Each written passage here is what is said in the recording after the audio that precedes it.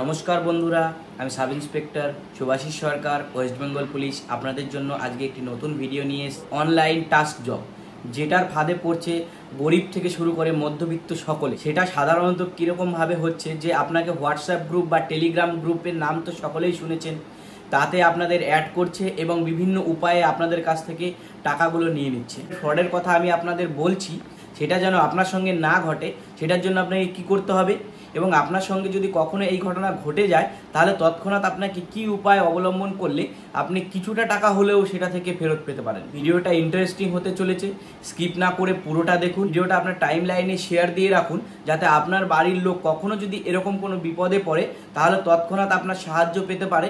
আপনি এই ভিডিওটা প্রচুর পরিমাণে শেয়ার করুন, যাতে সাধারণ মানুষ এর দ্বারা উপকৃত হতে পারে।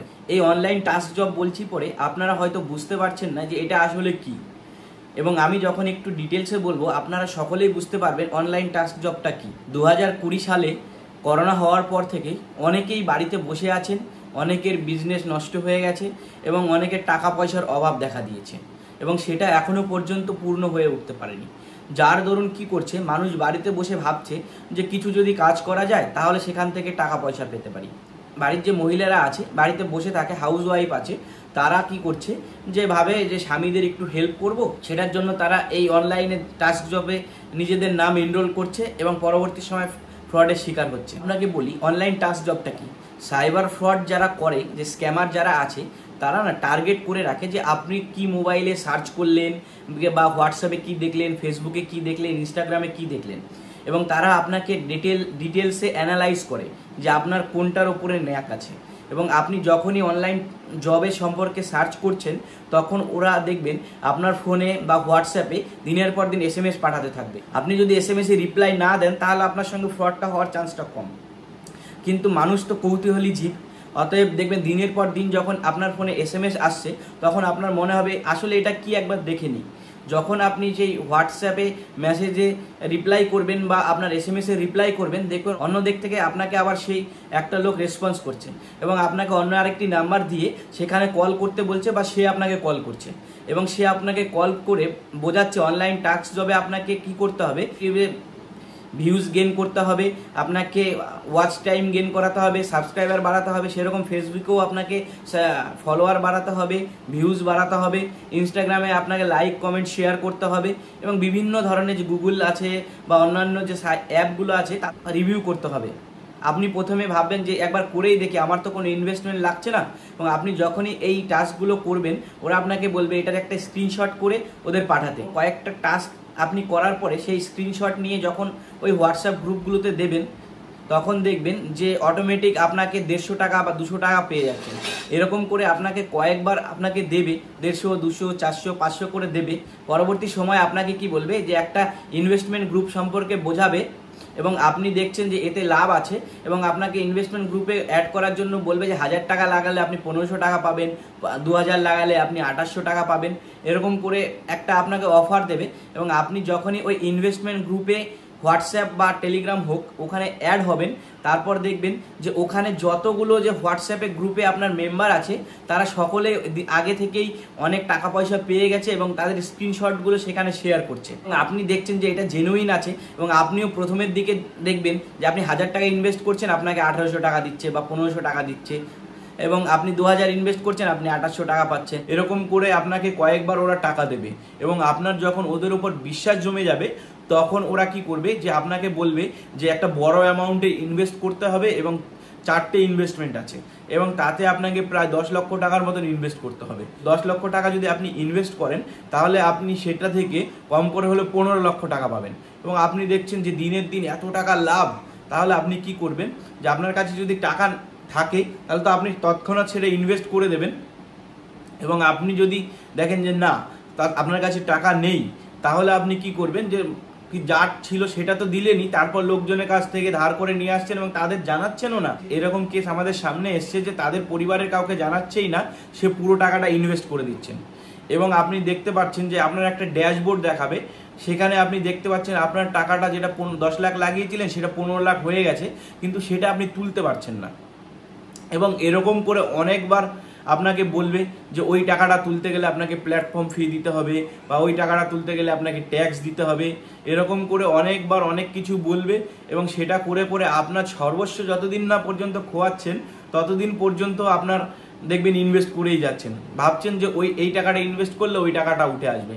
কিন্তু একটা জিনিস মাথায় রাখবেন, কোনো দিনও যে টাকাটা ইনভেস্ট করে ফেলবেন সেই টাকাটা কোনোদিন আসবে না। প্ল্যাটফর্মে যেটা দেখাচ্ছে, শো করছে, সেটা ওরা ম্যানুয়ালি সেট করে রেখেছে, এবং সেটা থেকে আপনি কখনোই ওই টাকাটা ওখানে নেই, কারণ ওই টাকাটা অলরেডি স্ক্যামারের অ্যাকাউন্টে ঢুকে গেছে এবং সে ওটা উইথড্রলও করে নিয়েছে। এই ফ্রডটা আমি যেটা বললাম সেভাবেও হতে পারে বা অন্যান্য উপায়ে হতে পারে। গুগল ক্রোমটা ওপেন করুন, তারপরে এখানে NCCRP পোর্টালটা ক্লিক করুন। তারপর আপনার এরকম পেজ ওপেন হবে, সাইবার ক্রাইম পোর্টালটা ক্লিক করুন। তারপরে এখানে রেজিস্টারে কমপ্লেনে গিয়ে ফাইন্যান্সিয়াল ফ্রডটা ক্লিক করুন। তারপর আপনার এরকম পেজ ওপেন হবে, তারপর মাঝখানে ফাইন্যান্সিয়াল ফ্রডটা ক্লিক করুন, তারপরে অ্যাকসেপ্ট করুন। তারপরে এরকম একটি পেজ ওপেন হবে, নতুন ইউজার হলে এখানে আপনার ডিটেলস দিয়ে ফিল আপ করুন। তারপরে এখানে আপনি লগ ইনের জন্য চলে আসুন, সিলেক্ট স্টেটটা ক্লিক করুন এখানে। তারপর আপনার লগ ইন আইডি, আপনার যে লগ ইন মেইল আইডিটা আছে সেটা এখানে পুট করবেন। তারপরে সে পুট করা হয়ে গেলে আপনাকে কি করতে হবে, একদম নিচে চলে আসতে হবে, যে মোবাইল নাম্বারটা আছে সেই মোবাইল নাম্বারটার জায়গায় আপনার মোবাইল নাম্বারটা বসাবেন। তারপরে মোবাইল নাম্বারে একটা ওটিপি আসবে এবং এই ওটিপিটা ওখানে বসিয়ে নিচে ক্যাপচাটা বসিয়ে সাবমিট করে দিলেই আপনার এরকম আরেকটি পেজ ওপেন হবে। এবং এখানে আপনি প্রথমে, আপনি ছেলে আছেন তো মিস্টার, তারপর আপনার নাম দিতে হবে, এখানে মোবাইল নাম্বারটি দিতে হবে, তারপরে ডেট অফ বার্থ যেটা আছে আপনার সেই ডেট অফ বার্থটা তারপরে ওখানে বসাবেন। তারপরে নিচেরটায় জেন্ডার আছে, এখানে জেন্ডারটা বসান।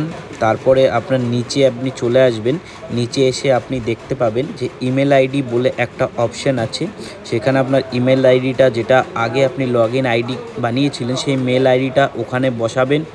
এবং মেল আইডি আপনার বসানো হয়ে গেলে আপনার বাবার নাম বা মায়ের নাম বলে একটা অপশান আছে, সেখানে আপনার বাবার নাম বা মায়ের নাম বা ওয়াইফের নাম আপনি এখানে দিতে পারেন, সেটা আপনি ক্লিক করে সেখানে বসিয়ে নিন। এরপরে আপনার নিচে চলে আসবে প্রেজেন্ট অ্যাড্রেস।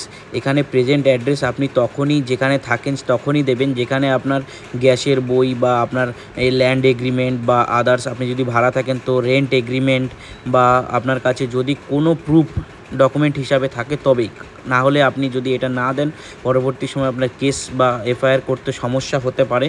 অতএব আপনার কাছে যে আধার কার্ডের ডিটেলসটা আছে সেই অ্যাড্রেসটা এখানে দেওয়াটাই সবচেয়ে ভালো। অতএব এখানে আপনি সেই ডিটেলসটা পুরোটা ফিল আপ করুন এবং এখানে আপনার প্রথমে হাউস নাম্বার থাকলে হাউস নাম্বার দিন, স্ট্রিট নাম্বার থাকলে সেটা বসান, কলোনি থাকলে কলোনির জায়গাটায় কলোনির যে নাম আছে সেটা বসান, ভিলেজ বা সিটির জায়গায় আপনার যে সিটি বা ভিলেজে থাকেন সেটা আপনার তহসিল মানে SDO অফিস যেটা আছে সেখানে সেটা বসান, আপনার কান্ট্রি, স্টেট, তারপরে ডিস্ট্রিক্টে আপনি যেই ডিস্ট্রিক্টে থাকেন সেটা, এবং যেই ডিস্ট্রিক্টে আপনার যেই পুলিশ স্টেশনের এরিয়াতে আপনার বাড়ি সেটা বসান, পিনকোড যেটা আছে সেখানে পিনকোডটা বসান। এগুলো সব কমপ্লিট হয়ে যাওয়ার পরে আপনি সেভ অ্যান্ড কন্টিনিউ করে দিন। তারপর আপনার এরকম আরেকটি পেজ ওপেন হবে এবং সেখানে আপনার যে category of complain online financial fraud সেটা সিলেক্ট করুন। সাব ক্যাটাগরিতে যেটা আপনার সঙ্গে হয়েছে সেটা এখানে বসান। এটা UPI রিলেটেড হতে পারে, ডেবিট কার্ড বা ক্রেডিট কার্ডের মাধ্যমে হতে পারে, বা যে কোনো APS বা বিজনেস স্মল কম্প্রোমাইজ বা বিভিন্ন উপায় আপনার হতে পারে, সেটা ওখানে বসান। তারপরে আপনার হ্যাভ ইউ লস্ট মানি, আপনি যদি টাকা লস করে থাকেন সেটা বসান। এবার আপনি ভিকটিম অ্যাকাউন্টটা সিলেক্ট করুন, আপনার ভিকটিম যে আছেন বা আপনি যে ব্যাংকের অ্যাকাউন্ট আছে যেখান থেকে আপনার টাকা লস্ট হয়েছে সেটা এখানে বসান। এখানে অ্যাকাউন্ট নাম্বারটা পুট করুন এবং এখানে অ্যাকাউন্ট নাম্বারটা আপনার যখন পুট করা হয়ে যাবে তখন আপনি যে ট্রানজ্যাকশান আইডি, আপনি পাশের যে বক্সটা দেখতে পাচ্ছেন 12 ডিজিটের ট্রানজ্যাকশান আইডি, মিডিল নাম্বারটা যেটা থাকে সেটা ওখানে পুট করুন। যে টাকাটা আপনার কেটে গেছে দেখবেন আপনার স্টেটমেন্টে সেই ট্রানজ্যাকশান আইডিটা থাকবে, সেই স্টেটমেন্টের সেটা দেখে ট্রানজ্যাকশান আইডিটা ওখানে ফিল আপ করুন। তারপরে আপনি একটা কাজ করবেন, একদম নিচে দেখুন অ্যামাউন্ট বলে বাদিকে অপশান আছে, সেখানে অ্যামাউন্টে চলে আসুন এবং আপনার কত টাকা ফ্রড হয়েছে সেটা বসান। তারপরে কোন ডেটে আপনার এই ফ্রডটা হয়েছে সেটা বসান, এবং যদি আপনার টাইম মনে থাকে বা টাইম যদি ওখানে দেওয়া থাকে তাহলে আপনি টাইমটাও বসাতে পারেন, ওইটা ম্যান্ডেটরি নেই। অতএব এটা হয়ে গেলে আপনি এটা সেভ করে দিন। এরকমভাবে আপনার যতগুলি ফ্রড হয়েছে ততগুলি আপনি এখানে ফিল আপ করতে পারবেন এবং ততগুলি ট্রানজাকশান আপনি দিতে পারবেন। যদি আপনার বিভিন্ন অ্যাকাউন্টের থেকে এই টাকাগুলো পাঠিয়ে থাকেন তাহলে প্রত্যেকবার ওই অ্যাকাউন্ট নাম্বারটা চেঞ্জ করে এবং ট্রানজাকশান আইডিটা চেঞ্জ করে এবং যতবার অ্যামাউন্টটা আপনার কেটেছে, যতগুলো অ্যামাউন্ট কেটেছে ততগুলো অ্যামাউন্ট দিয়ে ট্রানজাকশান আইডি আবার আপনার ডেট এগুলো দিয়ে আপনি করতে থাকবেন। এভাবে আপনার যতগুলো ট্রানজাকশান হয়েছে সবকটা আস্তে আস্তে পোর্টালে ফিল আপ করার পরে আপনার এভাবে শো করতে থাকবে। সমস্ত ট্রানজাকশানগুলো এভাবে আপলোড করুন। তারপরে আপনি একদম নিচে চলে আসুন। এখানে আপনার অ্যাপ্রক্সিমেট ডেট অ্যান্ড টাইম বলা আছে, আপনার সঙ্গে কখন এই ঘটনাটি ঘটেছে, আপনার যেই টাইমে টাকাটা কেটেছে সেই টাইমটা মনে করে এখানে টাইমটা এখানে বসিয়ে দিন। প্রথমে ডেট দেবেন, তারপরে ঘন্টা, তারপরে মান্থ, এম সমস্তটা করতে পারেন। তারপরে আপনি এখানে আপনার কিসের মাধ্যমে ফ্রডটা হয়েছে এখানের মধ্যে থেকে একটি বেছে নিন। এখানে আপনার যেই মোড বা যেই গ্রুপ থেকে আপনার এখানে হয়েছে সেটা আপনি বসাতে পারেন। টেলিগ্রাম হলে টেলিগ্রাম বসান, বা এখানে যে আমার কাছে কমপ্লেনটা এসেছিলো সেটা আদার্সে বসানো হয়েছে এবং এখানে আপনার এসএমএসের মাধ্যমে ওনার টাকাটা কেটেছে তাই এখানে বাই এসএমএস বসানো হয়েছে। সাপোর্টিং এভিডেন্স হিসাবে ওনার যে স্টেটমেন্ট কপিটা আছে ব্যাংকের, সেই স্টেটমেন্ট কপিটা এখানে সিলেক্ট করতে হবে এবং আপনিও এখানে স্টেটমেন্ট কপিটা সিলেক্ট করবেন এবং এখানে আপনার যে প্লিজ প্রোভাইড বলে যে অপশানটা আছে এখানে আপনি অ্যাডিশনাল ইনফরমেশান হিসাবে এখানে ফাইন্যান্সিয়াল ফ্রড যে অ্যাডিশনাল ইনফরমেশান আছে সেখানে অনলাইন ফাইন্যান্সিয়াল ফ্রড এখানে লিখুন এবং আপনার সমস্তটা লেখার পরে একবার প্রিভিউ করে নিন এবং save as a draft and next বলে যে অপশানটা আছে তার উপরে আপনি ক্লিক করুন এবং এবার আপনাকে কি করতে হবে, এরকম আরেকটি পেজ ওপেন হবে। এখানে যে সাসপেক্টের নাম যদি কোনো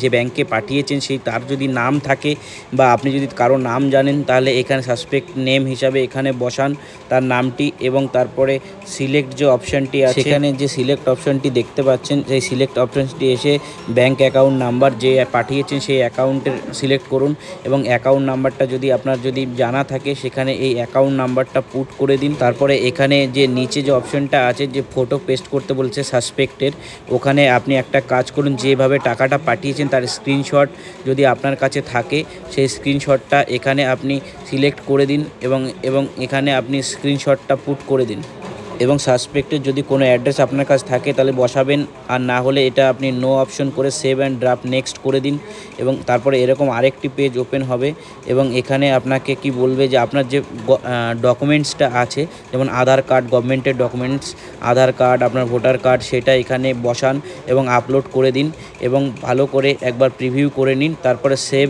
অ্যান্ড প্রিভিউ যে অপশানটা আছে সেটার উপর ক্লিক করুন, তাহলে আপনার দেখবেন যে ফর্মটা এরকমভাবে ওপেন হবে এবং আপনি ভালো করে একবার দেখে নিয়ে আই অ্যাগ্রিটা ক্লিক করে কন্টিনিউ অ্যান্ড সাবমিট করে দিলে আপনার ফর্মটা ফিল আপ হয়ে যাবে।